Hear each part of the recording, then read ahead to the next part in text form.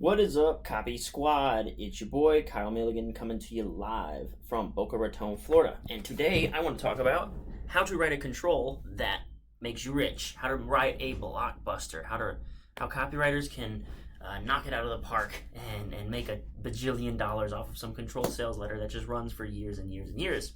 Now, before I do, I would like you to take note at my freshly trimmed beard and also note that it was the inspiration for the talk that I'm about to give you right now, and it's very important to the theme that I want to convey to you.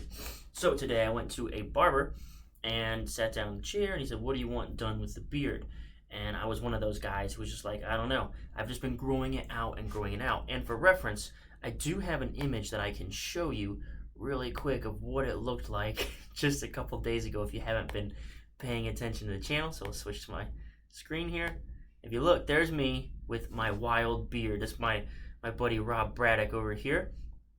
But yeah, that's what I looked like just a little while ago. And now I'm a normal human being again. I look kind of fresh and clean. So I'm sitting in the barber's chair and I say, I don't know what I want done, right? I basically just grew it out, right? I just knew if I had a ton of hair, we could make it look cool. So I'm putting the onus on you. You're the expert. You're the barber. You've been doing this for years. Fix it. Make it look cool. Make me look like I'm not a wreck of a like dude that just came out of the forest for after 10 years or something like that. And he said, no problem.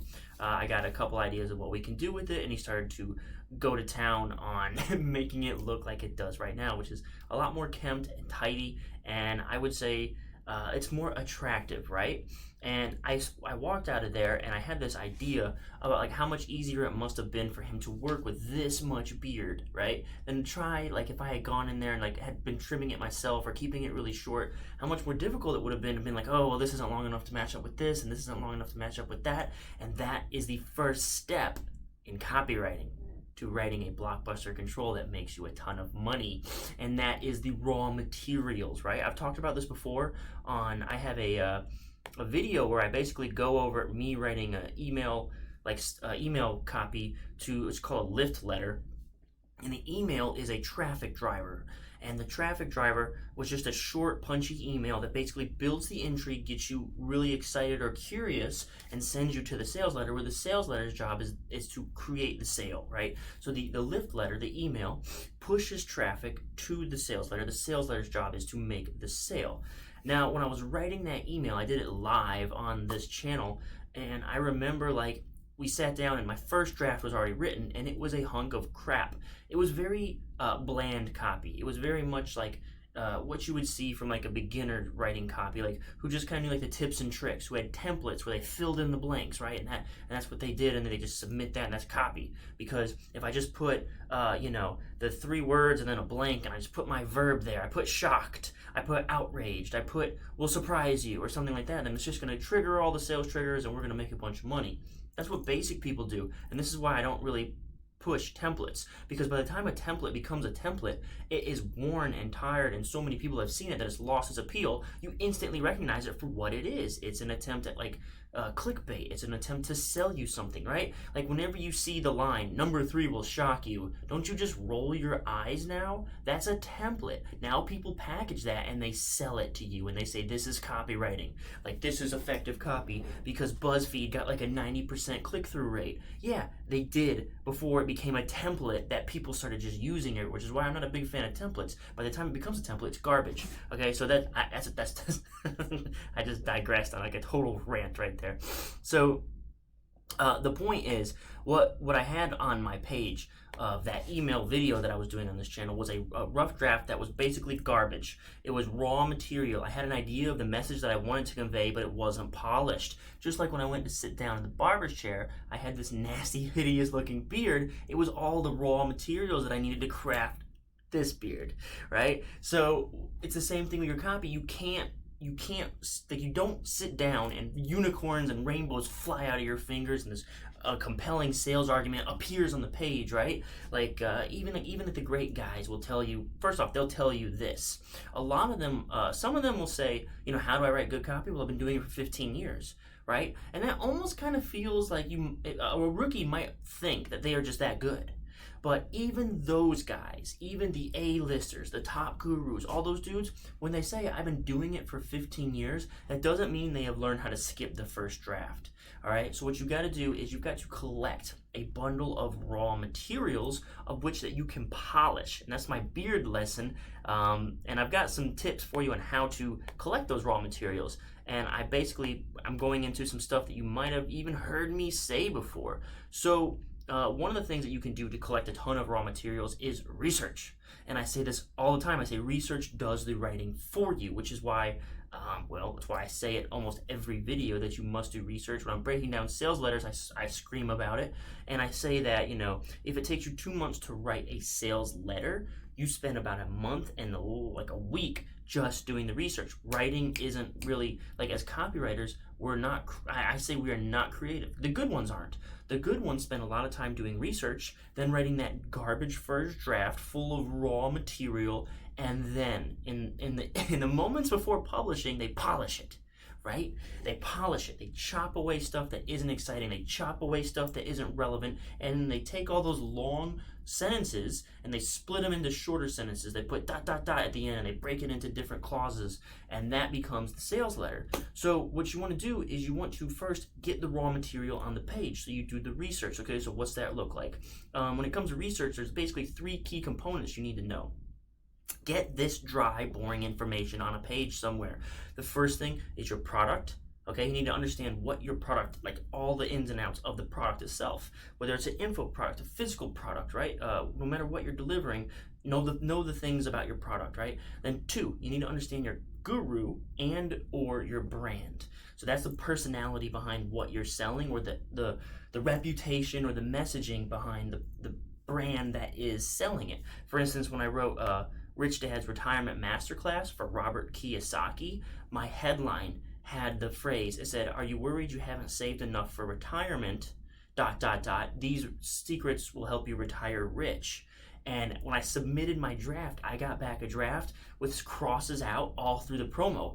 Every time I said, "Are you worried you didn't save enough for retirement?" Robert replied, "Savers are losers." That's one of Robert's big messages. He does not believe in saving at all. And I had made the mistake of putting the words "saved for retirement" in my promo. That's a real, I was like, I can't believe I did that. But it was not a big deal. We just X'd it all out and changed it, right? But again, it goes with jibing with the messaging of your guru brand. So step 1 is know your product inside and out. Step 2, know your guru and or brand, what their messaging is, right? What are they all about? And then step number 3, the most important one I would say, is you need to know your customer. You need to know what your customer believes in, okay?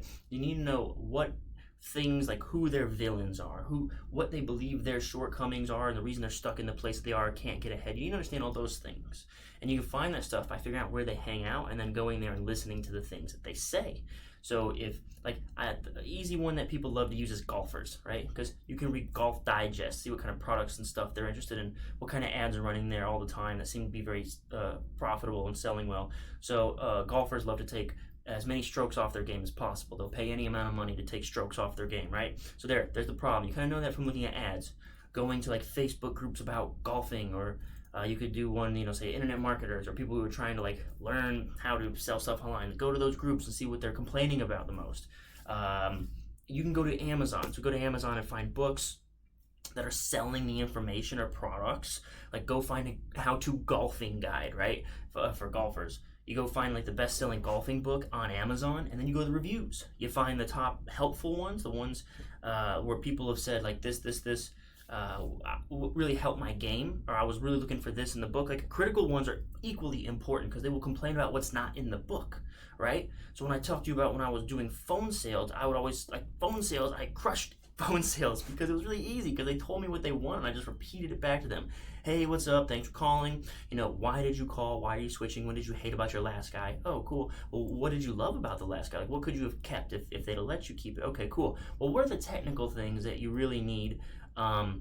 Technical is last. Number 3 would be what would be the one thing you wish you could have, and then number 4 would be what were the technical requirements for this to be executed for you?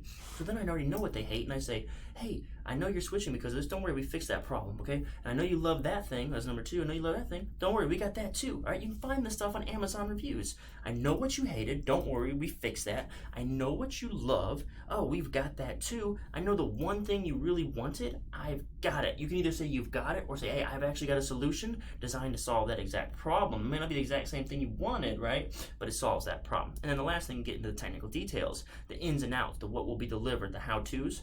Okay, so that was all about gathering the raw materials. You take all that junk, right? And this is about my beard. We're talking about my beard and how goofy and big and buffy and like, so that I could get it to come look like this. I have enough there on my face that someone could make it look cool again. So take all that information, that raw data, that boring, innocuous information, logic, stuff that doesn't sell. You take that information and you put it on a page. You take that information, you organize it, and then you put it on a page. And once it's on the page, then you can start to polish it, okay? Let me see, I got some notes here. Let me see if there's anything else I want to cover before I go forward here. So we got the 3 things that you need. Start with your customer wants beliefs. Okay, you find those things that they wanted, find them, put them on the page, go find out where they hang out, Facebook groups, what do they want, okay? Raw materials. Okay, now cool. Now, you got it on the page. The next thing to do is polish it. One of the things that I really preach about polishing it is just think of ways to weave in the emotions of new, easy, safe, and big. So you get all this information. What about this information is new and proprietary? What about this information makes their lives easier? What about this information is credible and vouched for? Like, what kind of credibility and safety can you bring to it? And then lastly, how can this change their lives in a big, big way? New, easy, safe, and big. Another thing you'll want to do is basically have, you want someone to beat the crap out of your copy. Someone who knows better than you. Someone who is like, not just like a kind of on your level, but maybe even like steps and steps ahead. Like if I could, I would find someone who's like 10 steps ahead of me and say, hey, tear my copy to shreds. I was just on Copy Chief Radio with Kevin Rogers for like the Copy Chief community. And we were talking about like my early experiences, my first Copy Chief at Agora Financial. And my first promo was the hottest IPO, and I wrote that promo 4 times, okay? Because when I submitted my first draft to my copy chief, a guy named Evaldo, so I submitted my promo to my copy chief, and he drew 1 red line, and it started at Dear Reader, and basically went from Dear Reader all the way to Buy Now, right? Like the whole thing. He was like, crap, gotta do it over. Of course, he gave me more feedback than that, but essentially the whole thing had to be scrapped and started over again. Like, and in doing that, I could see all the things I was doing wrong. If you followed me for a while, you know my story. I didn't really know anything about copy when I started writing copy for Agora Financial. So it was like my first draft was absolutely annihilated, and I had to write it again, and then I had to write it again, and then I had to write it again. I wrote that promo 4 times, right? So again, you want to find someone who is knowledgeable, steps ahead of you, and can beat the bejesus out of your copy. That went on to be a control, and that ran all the way up until the deadline, where basically the event that we were teasing would happen eventually happened, and that was the Uber IPO, which happened last month now. So that ran from 2017. It ran February 2018 all the way through, I think, May of 2019 is when Uber finally IPO'd. That's a control. Every day that promo made money. Every time someone bought a newsletter off of that opportunity, I got a cut, right? And it all started with gathering all this raw material, research, learning about the product, the guru, the brand, putting it all on the page. And again, then, like once you have all this stuff, polishing it down. And again, it comes back to this story I've been telling you about my beard. I had this big crazy beard, and I let someone else who was more experienced, I let a professional barber. He said, what do you want? I said, I'm not a barber. I don't know anything about hair. I said, just do what is cool right now with hair to my face. All right, I've given you all this to work with. Fix it. And that's the same thing that I want to offer you right now. And if you'll see right here above my shoulder, the Copy Squad Inner Circle is where I do basically the things that I'm talking to you about, where I take all the experience that I've learned having my copy, get the crap kicked out of it, and I share that experience with you and kick the crap out of your copy. And we do this every other Tuesday. We have a big group call, And our next one is in exactly 2 hours 23 minutes from now. So 6:30 p.m. Eastern Standard Time. If you're interested in getting in on that, I will be doing this in about 2 hours. So the Copy Squad Inner Circle is where I kick the crap out of your copy and other copywriters as well. But it's all in the spirit of making you more money, because we want you to have one of those blockbuster controls that makes you rich. We want you to run an ad that actually brings in customers and clicks and makes you money, instead of you just spending a boatload of cash on nothing, right? So it's really easy. The hardest part is like not writing, right? Getting all the raw materials, getting all the research together, getting it on the page, and not wanting to like just write it out and it be perfect. So remember, get your raw materials together, get it all on the page first, do all the research, put all the information out there, then polish it, right? The expression that Joe Schrieffer uses at Agora Financial, he's the publisher. His is from Abraham Lincoln. It's if I had 6 hours to chop down a tree, I'd spend the first 4 sharpening the axe. And that's what we do. We are not artists, us copywriters. We are not creative. We basically find out what it is that we need to say, and then we say it. And then we spend a lot of time, most of the time, finding that information, finding the raw materials, finding the research, putting it together. And the last little bit, moments before publishing, is the actual polishing process. Okay, I'm gonna look to see if we've got any comments or anything like that, because I am doing this live. What up? He says, E. What's up? I know, how's it going, brother? All right, cool. So I don't see anything else coming through right now. I'm so glad to have you guys tune in. Once more, if you want someone to help you polish your copy, sharpen it up, that's what I've created this for. Basically taking all the experiences that I've had learning from the best copywriters and marketers in the game, in the direct response industry, and I'll package that up into a community where you can bring your stuff and we can talk about how to make you more money. All right? So, thanks for tuning in. That's all I've got today. Hope you like my new beard. I gotta get my hands in the frame. Here we go. Peace out, Copy Squad.